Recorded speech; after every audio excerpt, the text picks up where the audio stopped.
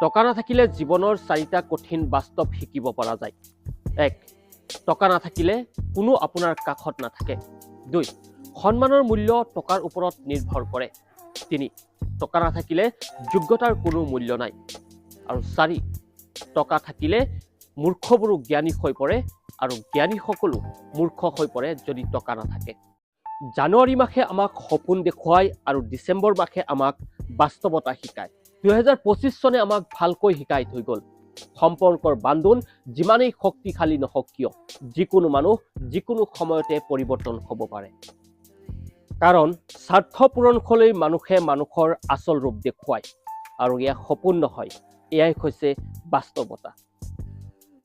দামী কাপোৰ পিন্ধাতকৈ পকেটত টকা থকাটো বেছি প্ৰয়োজনীয়। 5,000 টকীয়া কাপোৰ পিন্ধাতকৈ 1,000 টকীয়া কাপোৰ পিন্ধক আৰু 4,000 টকা পকেটত জমা কৰি ৰাখক। কাৰণ প্ৰয়োজনত আপোনাৰ কাপোৰ কানিয়ে নহয়, আপোনাৰ পকেটত জমা হৈ থকা ধনখিনিয়ে কিন্তু আপোনাক সহায় কৰিব। যদি ভুলবশতঃ কেতিয়াবা আপুনি ভুল ট্ৰেইনত উঠি যায়, তেতিয়াহ'লে যিমান সম্ভৱ আগৰ ষ্টেচনটোতে নামি পৰক।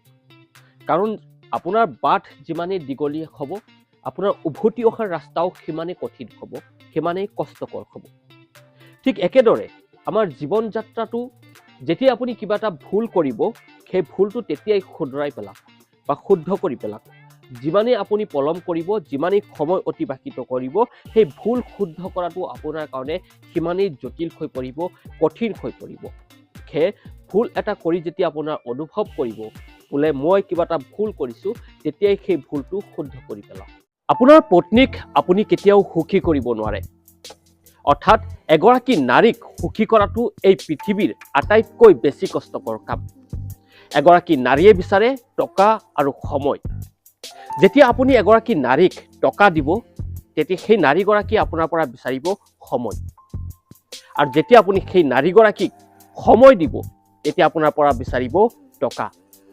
আৰু আটাইতকৈ ইণ্টাৰেষ্টিং কথাটো হ'ল, যাৰ ওচৰত টকা আছে তাৰ ওচৰত সময় নাই, আৰু যাৰ ওচৰত সময় আছে তাৰ ওচৰত টকা নাই।